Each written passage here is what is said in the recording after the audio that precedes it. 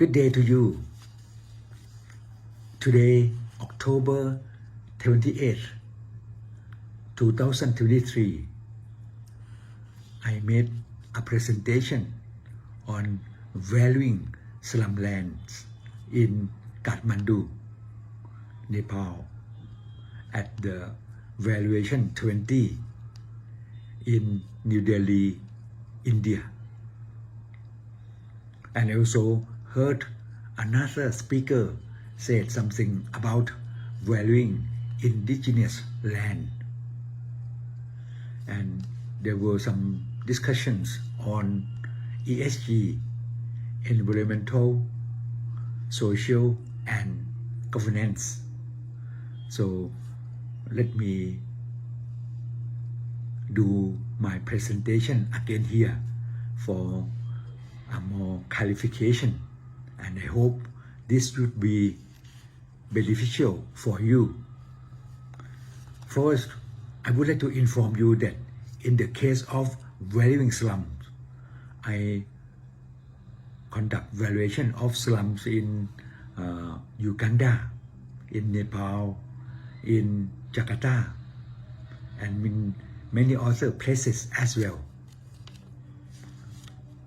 Actually, in the case of slums, we have to perceive that this is something based on the value on existing use. The value on existing use means that if the land is used for slums, the value of land won't be high because of limited uses. According to my survey in Nepal, I found that land price in Nepal may be only some 15% of the market price, or around 1/7 of the market price. So this is very low. However, if we can convert slumland for commercial use, it would be very much valuable for the society.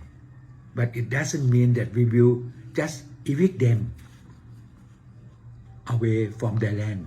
There may be some other alternatives like land sharing or something else. I would like to inform you that if we relocate or demolish slums with some replacement somewhere nearby, not just let them go away, far away. In that case, it would be good for slum people as well. Many of them do not want to stay in a very substandard environment. They want their children to be in better place. So in this case, they should coordinate with us. Maybe we give some portion of land at the back and build some low-rise apartments for them to stay, and the land fronting the road, maybe we can use it for commercial uses. So that would be great. And in this case, we will densify the city. When it was a slum area are very much overcrowded. Overcrowdedness and high density are different. High density is better, but overcrowdedness may be substandard and unhygienic. So this is the case that we have to consider. And actually, if we consider the slumland, we may also see that we can compensate them a lot. For example, once I value a zoo in Bangkok, actually in running a zoo may be not a very profitable business. However, that is the case of IRR, or internal rate of return. But in the case of economic IRR.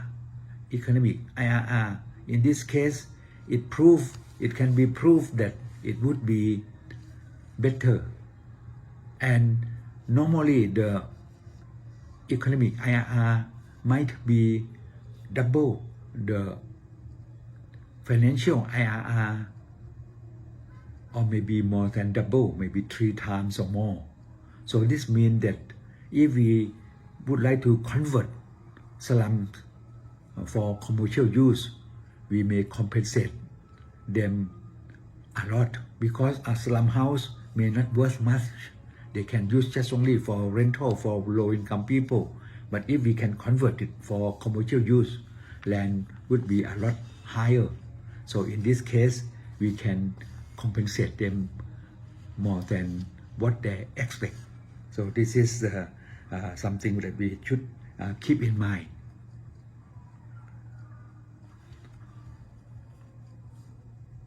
In the case of New Delhi, nearby the Radisson Blue Hotel that where I stay at this moment, what I found is that apartments for well-to-do persons in this area, 1 square meter might worth around 200,000 rupee, Indian rupee, or maybe around 3,000 US dollar, because of wider road, because of better infrastructure. But in the area called Three Lakes, not many Three Lakes area north of this hotel, we can see that that area very crowded, say very overcrowded. So in this case, land price may be low. You see, this is the case of existing use. If the existing use is not profitable, land price will be very low. That's why if we would like to demolish slum, it could be a very good alternative. It doesn't mean that we try to beat poor people, but because slum land in the heart of the city is so valuable, so that we should be able to relocate them. So I come to the point of the valuation of island. There is an island called Rampang in southern part of Singapore, that is in the area in the country of Indonesia. Land belong to indigenous people. So what to do and how to do? One thing I would like to emphasize is that we have to remember that everything has a price. Everything has a price. So we can value. The thing is, for example, a human life, how much is it? In the case of Thailand, the insurgency or the terrorists in the south, or maybe the innocent people who die because of the terrorists, we pay them around 7.2 million baht, or that is around 200,000 US dollar. So that is the typical case that we pay. But however, in the case of an island called Rampang, and people need to be relocated. Why they need to be relocated? The thing is that in that island, the sand is very high quality, and it is good to use to produce glasses. So there was Chinese big firms who want to do this business on that island. That is why it is valuable. But for the indigenous people, maybe no value. They just sit on the valuable sand. So there is a need to relocate them. You may know that in that island, on that island, there are around 5,000 people, but we have to distinguish them. Some may be nomadic few tribes move around the mountainous area or the hilly area for agriculture, and then they move away from places to another places. And another group are those fishermen, nomadic fishermen who just stay there, and maybe they may go to some other places. But right now they may like to settle down. And the third group of populations are those migrated from other islands, so they are not indigenous there.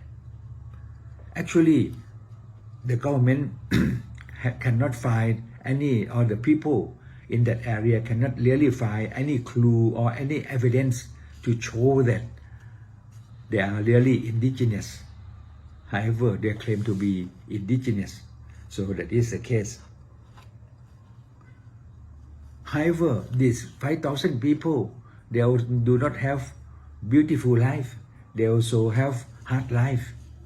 So if we can compensate them and give them good school for their kids or something, they should go.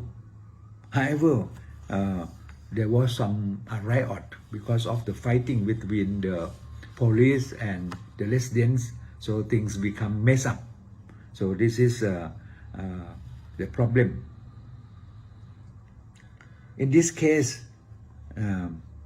what I can find is that, where is it?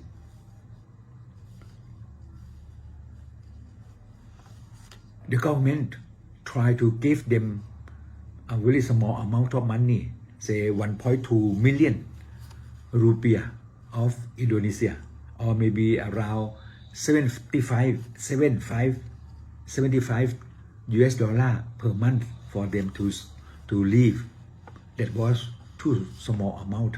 So this compensation is not enough for them. I think we should pay them more. But that is not too much. We can pay them. Like a fisherman family, every month they may not earn too much, maybe less than $200 US dollar. So if we can compensate them more than that and have a certain period, say 10 years or 15 years, they have no need to do this job anymore, but they can go to do any other job, but we can compensate them an amount of money.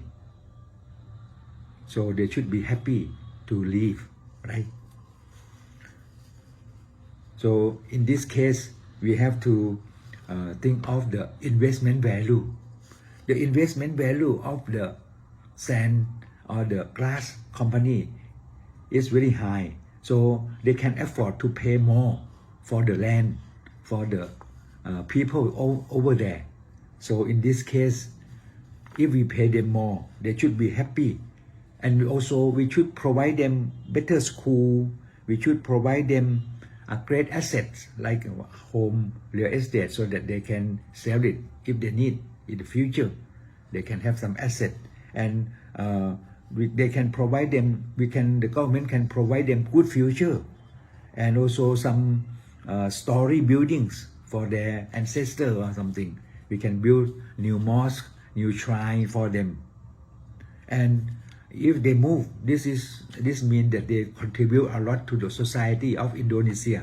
So this we should educate them to think on this way. So this is something that we can do for the indigenous people in Lampung, in an island of Indonesia. So this is my second thoughts on my presentation today. The last part, I would like to discuss about the ESG, that is environmental, social, and governance. This term is very broad term, and formerly there were some other similar terms like CSR, corporate social responsibility, and then we have a term good governance. And then they have terms GRI, Global Report Initiative.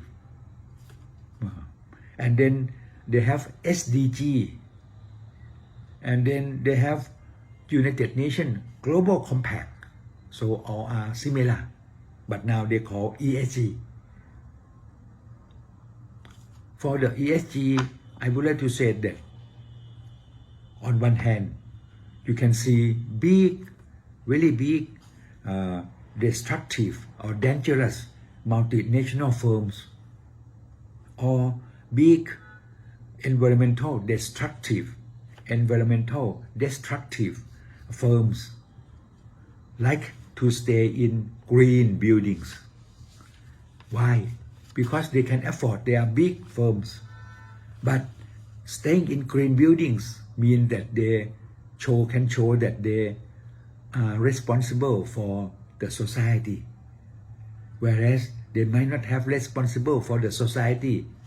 Big international firms, they may come to our developing countries because they need cheap labors. Or environmental destructive companies like cement or something, they may like to stay in green building or perform ESG, whereas they destroy a lot of or damage a lot of environment. I believe that these big firms can hire consultants to write a beautiful report on ESG. However, I like to say that if we can provide a beautiful report, that is not enough. I like to tell you that if we really do ESG, it must help build brand. If it can build brand, it won't be an ESG, because brand is a value. Even if you can do some propaganda saying that you are very good in ESG, but if the people don't believe you, you don't build any good brand, it means that is just face lifting. So it won't help you, but it's just an excuse that you say that you are very responsible to the society, whereas it is not. So I like to say that in the case of ESG, it may be just only a term to play around for a while, starting from corporate social responsibility, good governance, GRI, Global Report Initiative, SDG, United Nations Global Compact, and now ESG. I believe in the next 5 years, there may be another term to come, and every United Nations body will tell or will campaign the same thing. So this may be just only another toy for us. So don't be too serious about that. This is all my presentation today at the Valuation 2000. I hope I could help contribute to the thoughts of valuation and ESG at this moment. Thank you very much for listening. สวัสดีครับ